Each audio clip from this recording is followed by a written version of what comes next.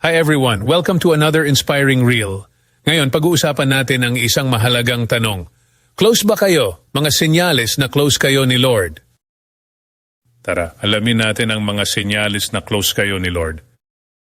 Una, kapayapaan sa loob. Kapag nasa gitna ka ng problema pero kalmado at payapa ang puso mo, ibig sabihin, kasama mo si Lord. Pangalawa, ang malakas na buhay panalangin. Hindi mo na kailangan ng espesyal na oras para magdasal kasi anytime, anywhere, kinakausap mo si Lord. Pangatlo, ang pagpapasalamat. Kapag marunong kang magpasalamat sa maliliit na bagay, kinikilala mo ang mga biyaya ni Lord sa buhay mo. Wainapit on agokors the walay skataroib. Kapag likas na sa'yo sang tumulong sa kapwa, ipinapakita mo ang pag-ibig at malasakit ni Lord. At panghuli, tiwala.